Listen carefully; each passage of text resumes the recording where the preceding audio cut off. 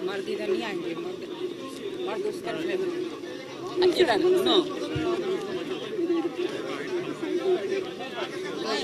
थोड़ा सा आगे रास्ता दे भाई।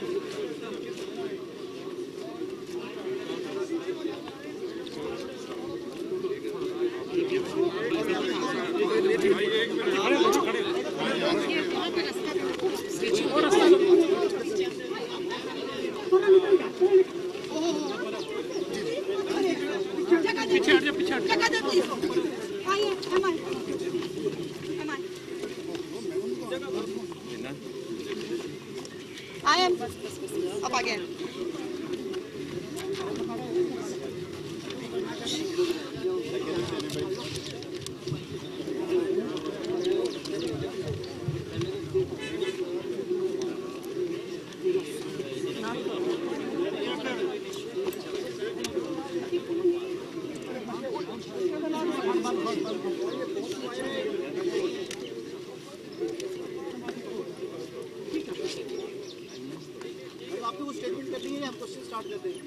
नहीं, बात करेंगे। मैं बात करती हूँ। आज तो बात करनी है मुझे। आज बतौर पाकिस्तानी मेरे दिल को बड़ी तकलीफ पहुँची है। प्लीज़ इंश्योर करें कि कोई शोर ना हो, धक्का ना हो। प्लीज़, मुझे बहुत ज़रूरी बातें करनी है। बहुत शुक्रिया। बिस्मिल्लाहिर्रहमानिर्रहीम। आप सबका बहुत बहुत शुक्रिया। आज मैं बड़े दुखी दिल के साथ आपसे मुखातिब हूँ। सबसे पहले तो कल जो मैंने रात को कुछ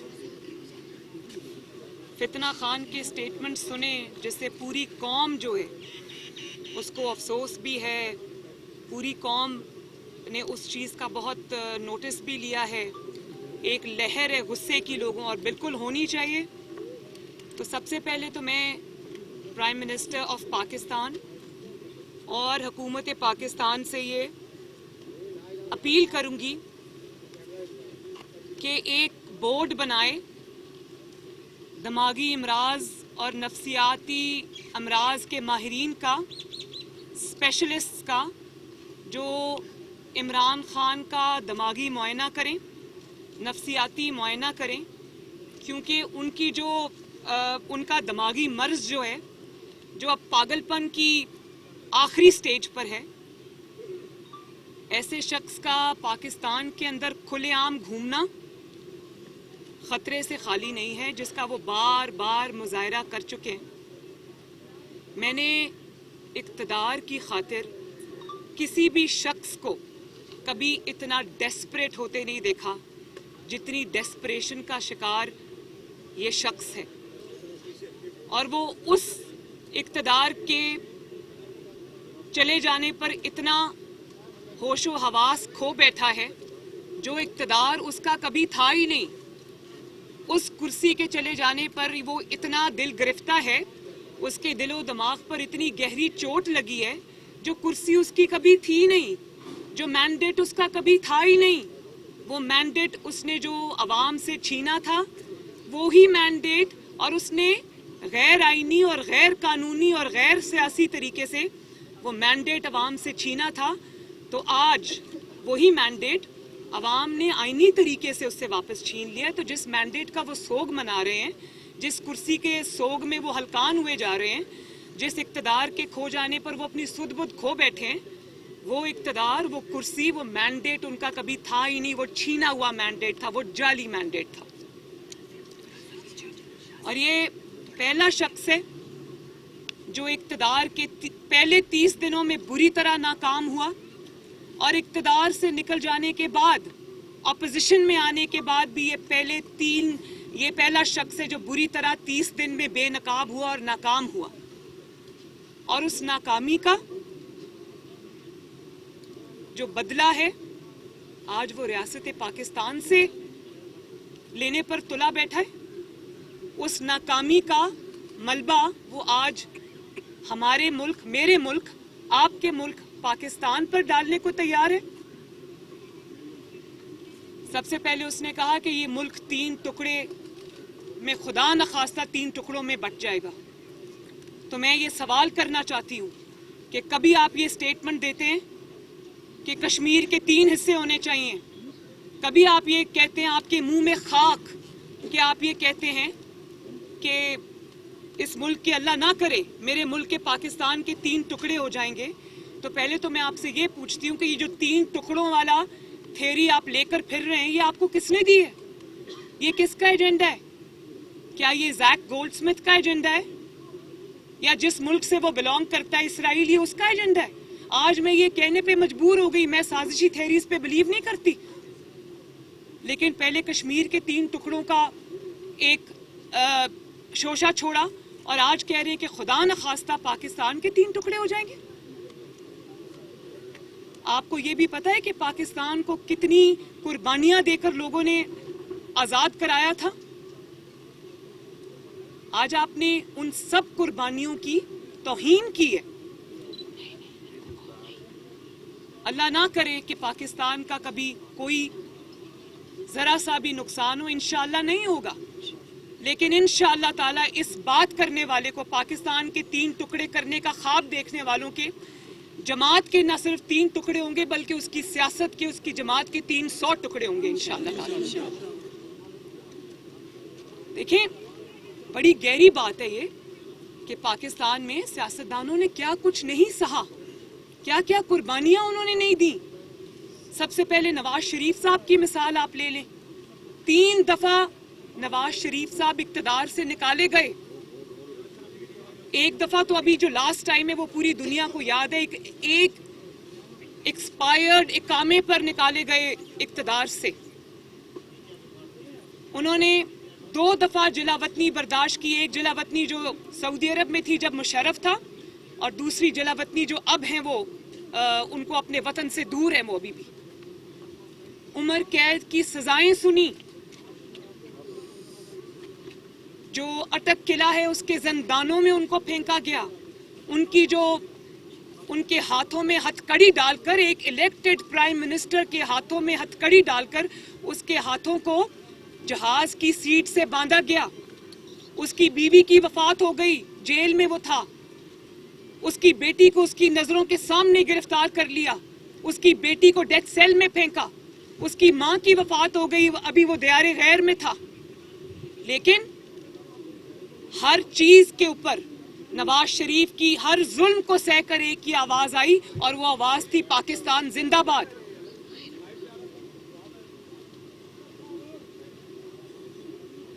پیپلز پارٹی پہ آپ آ جائیں, ذوالفقار علی بھٹو شہید ہوئے, بے نظیر بھٹو اپنی جان سے گئیں, ان کی شہادت ہوئی, لیکن کیا آواز آئی؟ پاکستان کھپے. ANP کے ساتھ کیا زیادتیاں نہیں ہوئی, انہوں نے بھی اپنی جانوں کے نذرانے دیے, لیکن کبھی کسی سیاسی جماعت نے یہ نہیں کہا کہ ملک کے خدا نخواستہ ٹکڑے ہو جائیں گے. سب کی ایک ہی آواز آئی, پاکستان زندہ باد اور پاکستان کھپے.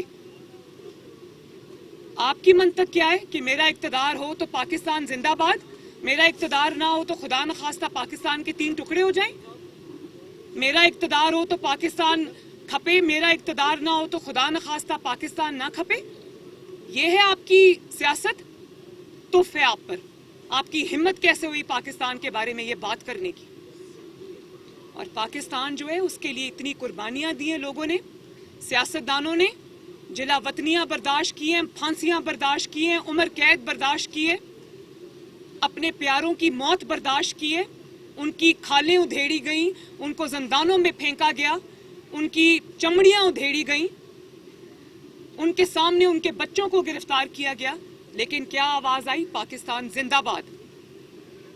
کیونکہ وہ جد و جہد جو تھی وہ پاکستان کے لیے تھی, اپنی ذات کے لیے, اپنی کرسی کے لیے نہیں تھی. اور ابھی تو عمران خان صاحب کو تو ہاتھ ہی نہیں لگے, وہ پرائم منسٹر ہاؤس سے سیدھا اپنا سامان اٹھا کر بنی گالا پہنچ گئے. ان کو تو کسی نے کچھ کہا ہی نہیں ہے.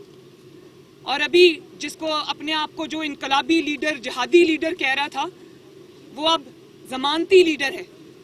ابھی مجھے کورٹ میں اطلاع ملی ہے کہ ان کو راہداری ضمانت مل گئی ہے. جو شخص اتنا ڈرپوک آدمی ہے کہ رانا ثناء اللہ کے ڈر سے وہ कब से पेशावर के बंकर में छुप के बैठा हुआ है, ऐसे इंसान को अपने आप को लीडर कहते हुए भी शर्म आनी चाहिए कि मुझे राहदारी की जमानत मिलेगी कि मुझे कोई गिरफ्तार नहीं करेगा तो तब मैं आऊँगा, वरना मैं पेशावर में छुप के बैठा हूँ। पेशावर के वज़ीर आला हाउस में अवाम का खून चूस रहा हूँ, अवाम के वसाइल पर, खैबर पख्तूनख्वा की हुकूमत के वसाइल पर जोक बन के बैठा है। ये होते हैं लीडर। लीडर अवाम को जोड़ते हैं, तोड़ते नहीं हैं। लीडर मुल्क को जोड़ते हैं, तोड़ने की बातें नहीं करते। और फिर आपने कहा कि जो पाकिस्तान का एटॉमिक प्रोग्राम है, एटमी प्रोग्राम है, उसको डी न्यूक्लियराइज करने की बात की, उसके रोल बैक की बात की। और ये मैं आपको बता दूं कि ये बात उन्होंने आज पहली मर्तबा नहीं की, ये उन्होंने इक़्तिदार में रहते हुए 21 जून 2021 में को प्राइम मिनिस्टर हाउस में HBO के जो नुमाइंदा था जोनाथन, उसको इंटरव्यू देते हुए कही कि मैं समझता हूं कि पाकिस्तान को एटॉमिक प्रोग्राम की की ज़रूरत नहीं है। और आज जब आपका इक़्तिदार चला गया तो आपने डी न्यूक्लियराइजेशन की बातें शुरू कर दी। भाई सबसे पहले तो मुझे ये बताएं कि इमरान खान का क्या हक है कि वो पाकिस्तान के एटॉमिक प्रोग्राम की बात करे? उसकी क्या कंट्रीब्यूशन है उस एटॉमिक प्रोग्राम के अंदर? जब वो एटॉमिक प्रोग्राम का पाकिस्तान को एटमी ताकत बनाने का ख्वाब जुल्फ़िकार अली भुट्टो ने देखा था, जब उन्होंने वो इरादा किया तो इमरान खान बैरून मुल्क अयाशी कर रहा था।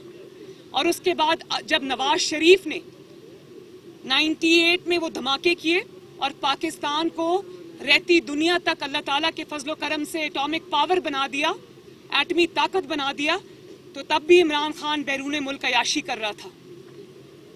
अचानक एक दिन सो के उठे होंगे बरतानिया में तो पता चला होगा कि पाकिस्तान जो है वो एटमी ताकत बन गया है। आपको किसने हक दिया है कि जिस एटमी पाकिस्तान के लिए सियासतदानों ने कुर्बानी दी, जुल्फ़िकार अली भुट्टो ने कुर्बानी दी, उसकी कीमत सियासी चुकाई, नवाज शरीफ ने कुर्बानी दी, उसकी सियासी कीमत चुकाई, और उसके बाद अफवाज पाकिस्तान ने कुर्बानियाँ दी, पाकिस्तान के साइंटिस्ट ने कुर्बानियाँ दी। आपको किसने हक दिया है कि आप उस एटॉमिक प्रोग्राम के बारे में आज ज़बान भी खोलें, अपनी गंदी ज़ुबान से पाकिस्तान का और एटॉमिक प्रोग्राम का नाम भी लें? और फिर कहा कि फौज सही फैसले करे वरना खुदा न खास्ता पाकिस्तान की फौज तबाह हो जाएगी। आपकी हिम्मत कैसे हुई ये बात करने की? हमने भी फौज पाकिस्तान पे तनकीद की है, लेकिन सिर्फ तनकीद मुस्बत की है, इसलिए की है कि अगर कोई लाइन क्रॉस हो रही थी तो उसकी निशानदही की है ताकि उन पर उंगलियां ना उठें। अपने इक़्तिदार के लिए नहीं की, अपनी ज़ात के लिए नहीं की, बल्कि अपनी ज़ात को मुसीबतों मुश्किलों में डालकर वो एक सिमत दुरुस्त करने के लिए की है। और आप उनको कह रहे हैं सही फैसले करें वरना आप तबाह हो जाएंगे। सही फैसले आपकी नज़र में क्या है? क्या RTS बिठाएंगे तो ठीक बात है? क्या है सही फैसले आपकी नज़र में? RTS बिठाना सही फैसला है? आप अपने अलावा पूरे पाकिस्तान को जेल में डाल देना सही फैसला है? मुखालिफिन से इंतकाम लेना सही फैसला है? आपके इक़्तिदार को दवाम देना सही फैसला है? आपके मुखालिफिन को मारना सही फैसला है? आप इकॉनमी की, पाकिस्तान की मईशत की, गरीबों की, हर चीज़ की आप तबाही करें, उस पर खामोशी इख्तियार करना सही फैसला है? आप पाकिस्तान को पूरी दुनिया के ममालिक से लड़ा दें अपनी बेवकूफ़ियों की वजह से और अपनी नालायकी की वजह से, और उस पर चुप साध लेना सही फैसला है? या अगले इलेक्शन की जो आप धांधली का प्रोग्राम बना रहे थे और उस पे जो आपने इदारे पे जो खतरनाक हमले किए उस पे चुप साध लेना सही फैसला है? और वो आइन का साथ दे रहे हैं तो वो गलत फैसला है, इमरान खान का साथ दें तो वो सही फैसला है? जो सिपा सालार है पाकिस्तान की फौज का, वो जब आपकी हुकूमत में आपके साथ खड़े थे तो तब वो अजीम सिपा सालार थे, और आज वो आपके साथ नहीं खड़े क्योंकि आपने जो तबाही पाकिस्तान की है उसका बोझ उन्होंने अपने सर से उतार फेंका। और अगर मुल्क की खातिर वो आईने पाकिस्तान के साथ खड़े तो आज वो मीर जाफर और मीर सादिक हो गए। जब आपने आइन तोड़ा تو عدلیہ نے 12 بجے رات کو عدالت کھولی اور آپ کے خلاف فیصلہ آیا، آپ کی آئین شکنی کے خلاف فیصلہ آیا. اس وقت روز رونا دھونا کی عدالتیں اچھی ہیں اچھی نہیں ہیں، 12 بجے میرے لیے کیوں کھلی، میں نے کیا کیا؟ بھئی آپ نے آئین توڑا تھا، اس کے جزا میں آپ کے گلے میں ہار ڈالنے نہیں بنتے. اور آج آپ ان سے کہہ رہے ہیں، ان کو سیاست میں گھسیٹ رہے ہیں عدلیہ کو کہ میرا لانگ مارچ نہیں ہو پا رہا تو میری مدد کرو اور میرا لانگ مارچ کراؤ.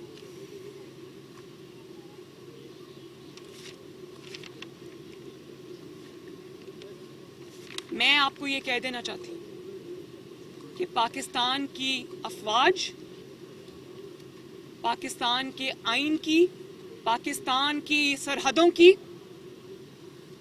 رکھوالی ہیں. اور اگر آپ نے اپنی گندی سیاست کی خاطر، اپنی کرسی کی ہوس کی خاطر اگر آپ نے ان کو سیاست میں گھسیٹنے کی کوشش کی یا آپ نے ان پر اٹیک کیا، تو آپ کو سب سے پہلے ان محب وطن پاکستانیوں سے نپٹنا ہوگا. جو شہیدوں نے خون بہایا ہے، جو غازیوں نے خون بہایا ہے، پاکستان کے افواج کے بیٹوں نے خون بہایا ہے، اور جو پاکستان کی لا انفورسمنٹ ایجنسیز کے اہلکاروں نے اپنا خون دیا، ہم اس کو تمہاری گندی سیاست کی نظر نہیں ہونے دیں گے.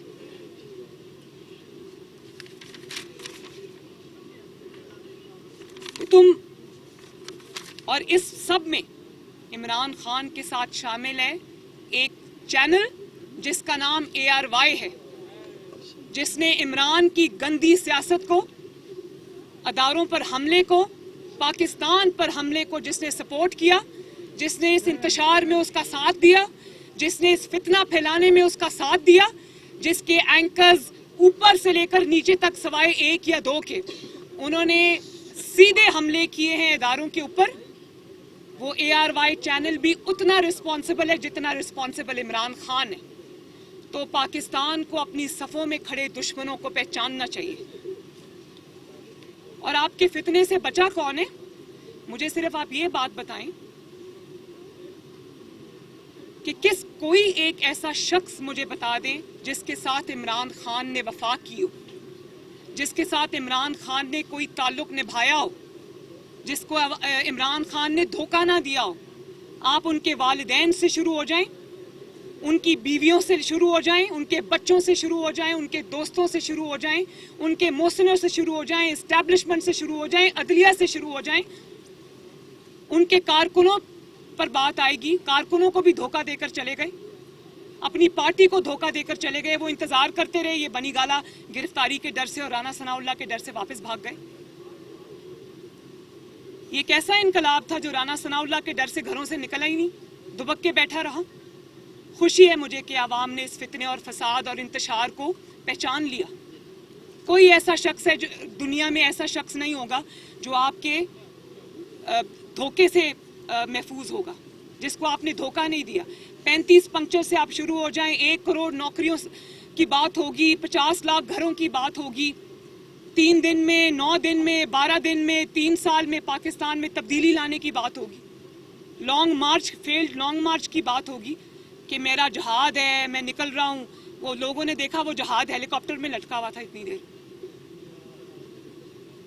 تو کون ہے جو آپ کے دھوکے سے، آپ کے شر سے بچائے پاکستان کے اندر؟ کوئی نہیں ہے. اور اب آپ نے اپنی توپوں کا رخ جو ہے وہ پاکستان کی طرف کر لیا، پاکستان کے ایٹامک پروگرام کی طرف کر لیا، پاکستان کی جو ہے وہ سالمیت کی طرف کر لیا، پاکستان کی افواج کے اوپر اور پاکستان کے اداروں کے اوپر کر لیا. کل پڑھیں ذرا جو ڈسینٹ نوٹ آیا ہے جسٹس یحییٰ آفریدی کا. انہوں نے آپ کا کچا چٹھا کھول کے رکھ دیا اور انہوں نے بہت سارے لوگوں کو آئینہ دکھایا ہے. وہ آپ کے خلاف وہ ڈسینٹ نوٹ نہیں ہے، وہ آپ کے خلاف چارج شیٹ ہے کہ ہاں آپ نے عدالت عظمیٰ کی حکم عدولی کی، آپ نے اس کے آرڈرز کی وائلیشن کی. آپ خود جانتے بوجھتے آپ ڈی چوک میں اپنے کارکنوں کو سپریم کورٹ کے منع کرنے کے باوجود ڈی چوک میں اپنے کارکنوں کو پہنچنے کی ہدایات دیتے رہے مسلسل. میڈیا پہ سب دکھائے، اس کے لیے کسی ثبوت کی ضرورت نہیں ہے. جسٹس یحییٰ آفریدی نے کہا کہ ثبوت، ایمپل ایویڈنس موجود ہے کہ یہ سارا شر آپ کا پھیلایا ہوا ہے. اور میں نے کبھی نہیں دیکھا کہ کسی نے اپنی ज़हनी बीमार ने, किसी ने अपना बदला जो है वो इस तरह से आग लगा कर लिया हो, पाकिस्तान को आग लगा कर लिया हो कि मेरी हुकूमत नहीं है तो मेरा घर जल जाएगा, पाकिस्तान को आग लग जाएगी, अल्लाह ना करे। मैंने कभी नहीं देखा कि किसी सियासी जमात ने ये दरख्त जलाए हों, किसी ने ग्रीन बेल्ट्स को आग लगाई हो। इतनी तकलीफ है आपको इक़्तिदार खो जाने की। तो हमने तो कई दफ़ा इक़्तिदार खोया, अल्लाह ताला के अवाम ने फिर इक़्तिदार दिया। आपकी क्या सियासी जद्दोजहद है? आपको तो पता ही नहीं सियासत कहते किसको है, जद्दोजहद कहते किसको है। आपकी सारी सियासत तखरीब कारी है और इस तखरीब कारी का रास्ता पूरी कौम को मिलकर रोकना होगा, वरना ये तखरीब कारी पाकिस्तान को खुदा न खास्ता ख़राब और तबाह और बर्बाद करके रख देगी। जो शख्स इक़्तिदार में रहते हुए पाकिस्तान की तबाही था, बर्बादी था, और अचानक आज उनको याद आ गया, 4 साल के बाद नींद खुल गई, 4 साल के बाद अचानक होश आ गया कि जी डॉलर ऊपर चला गया है, आलू प्याज टमाटर के रेट बढ़ गए हैं। ये वही शख्स है जो जिसके पास इक़्तिदार था, कुर्सी थी, ताकत थी, एक पेज की ताकत थी, हर इदारा इसके साथ खड़ा था।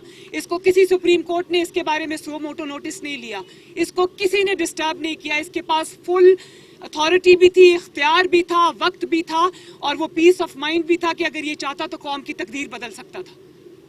लेकिन उस वक्त क्या बात होती थी? डॉलर एक ये वाहिद शख्स है 75 साल में जिस अकेले के 3.5 साल में डॉलर जो है वो 80 रुपये तक पहुंच गया, यानी कि 80 रुपये उसकी कीमत बढ़ गई और रुपए की कीमत गिर गई। और आज आपको रुपए की कीमत याद आ रही है कि जब रुपए की कीमत बढ़ती है तो महंगाई होती है, पाकिस्तान तबाह होता है। और अपने दौर हुकूमत में जब आप इख्तियार में थे, इक़्तिदार में थे, उस वक्त आप क्या कहते थे कि ओहो मैं तो सुबह बनी गाला में सो के उठा तो मुझे पता चला, टीवी से पता चला कि डॉलर की कीमत बढ़ गई। उस वक्त आप कहते थे कि मैं यहाँ पर आलू प्याज टमाटर के रेट पता करने नहीं आया, तो आज आपको अचानक आलू प्याज टमाटर के रेट याद आ गए, आज आपको लोड शेडिंग याद आ गई है। तो कौम को ये बताओ कि लोड शेडिंग आज तुम्हारी वजह से।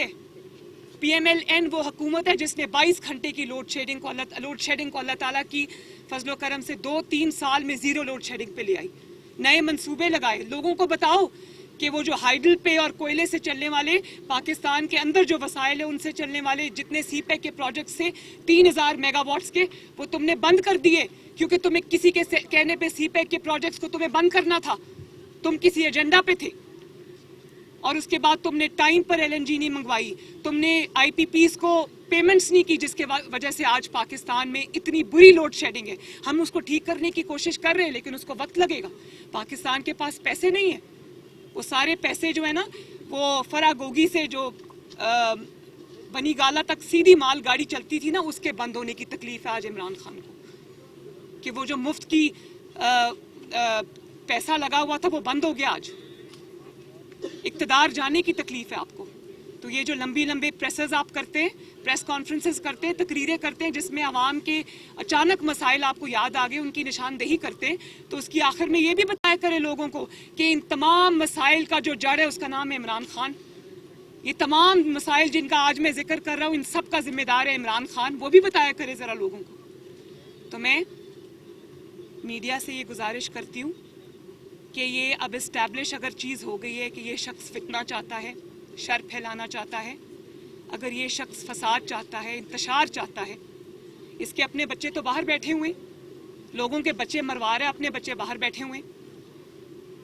या तो कहो लोगों को कहता है तुम्हारे बच्चे बाहर हैं, इसके अपने बच्चे बाहर बैठे हुए। मुझे ये बताओ कि लोगों के बच्चे बाहर हैं तो इसके बच्चे क्या फैसलाबाद में या मियाँ वाली में फसलें लगा रहे हैं? इसके लोगों के बच्चे मर रहे हैं, लोगों को ये फसाद के नाम पर जहाद का सबक दे रहा है और अपने बच्चे बाहर बिठा के रखे हुए हैं। लोगों के बच्चे फालतू आए हुए हैं, अवाम के बच्चे उनके बच्चे नहीं हैं, उनके कोई माँ बाप नहीं है, उनके कोई रिश्तेदार नहीं है। मैं तो नवाज शरीफ की बेटी हूँ, मैं डेथ सेल में रह के आई हूँ, मैं अडियाला जेल में रह के आई हूँ। मैंने 4 साल 5 साल इमरान के इक़्तिदार का इसके इंतकाम का सामना किया।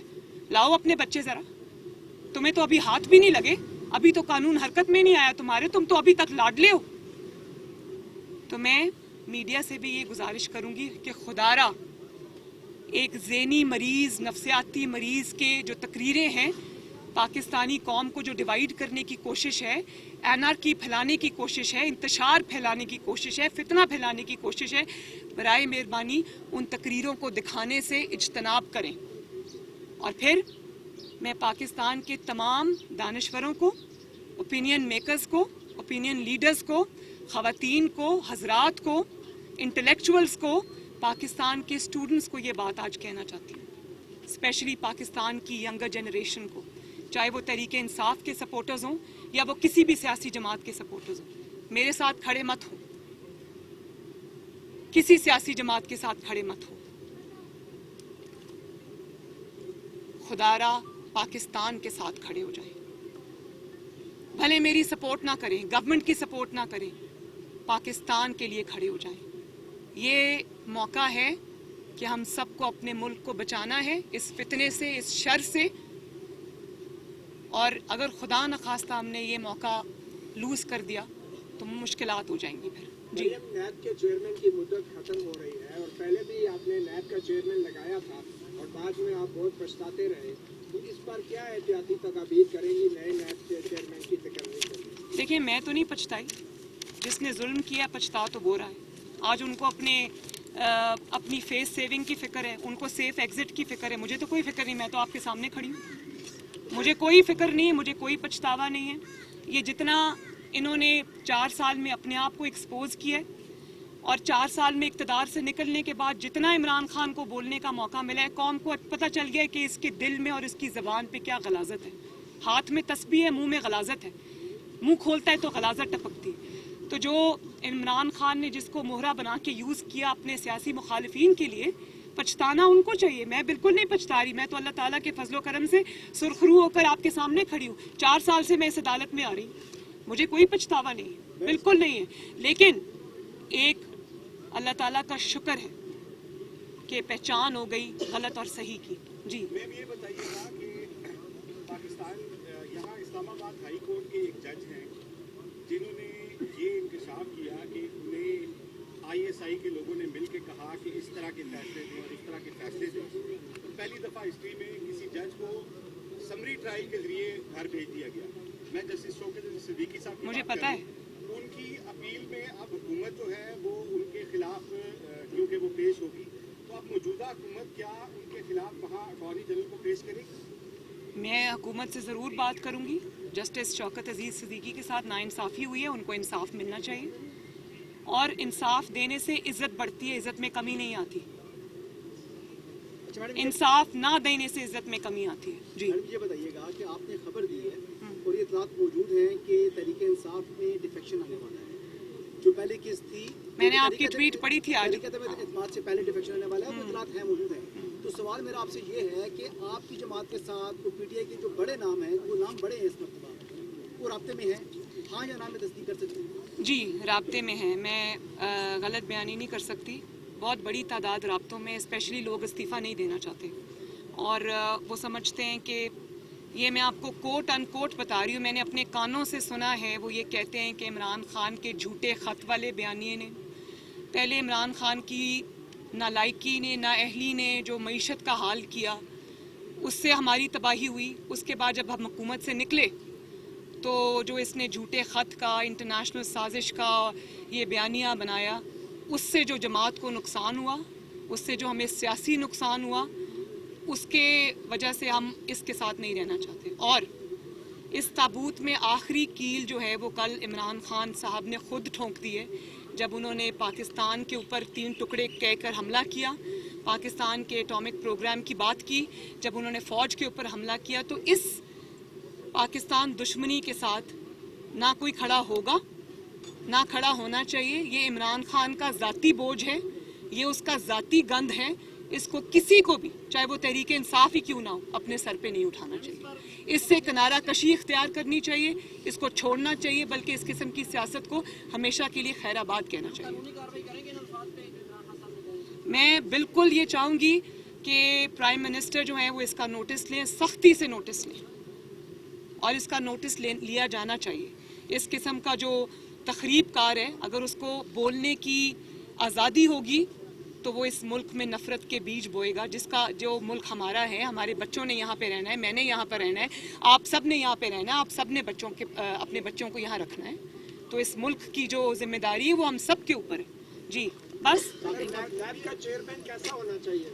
نیب کا چیئرمین ایسا ہونا چاہیے اور ایسا ہی ہوگا انشاءاللہ تعالیٰ, کیونکہ ہمیں کسی سے انتقام نہیں لینا, ہم نے کسی کے اوپر جھوٹے کیسز نہیں بنانے, ہم نے کسی کو صرف اس لیے اٹھا کر بند نہیں کرنا کہ وہ میری حکومت کے خلاف جلسے کر رہا ہے, جلوس کر رہا ہے, میری حکومت کے خلاف میری نالائکی اور ناکامی کے خلاف آواز اٹھا رہا ہے. نیب کا چیئرمین ایک ایسے شخص کو ہونا چاہیے جو میرٹ پہ فیصلہ کرے. اگر کیس میں دم ہے, وہ کہتے ہیں نا کہ جو پہلے کہتے تھے ہم فیس نہیں کیس دیکھتے ہیں, تو الٹا تھا, وہ فیس دیکھتے تھے کیس نہیں دیکھتے تھے. تو اب ہمیں ایک ایسا نیب کا چیئرمین چاہیے جو فیس نہ دیکھے کیس دیکھے. اور اگر کیس میں دم ہے, اگر کرپشن کی ہے, اگر فرح گوگی نے ملک کو لوٹا ہے اور اس کا سارا مال جو ہے وہ پنکی پیرنی کو پہنچایا ہے, تو اس کا حساب کتاب ہونا چاہیے. یہ قوم کا پیسہ ہے, کسی کے باپ کا پیسہ نہیں ہے. بہت شکریہ.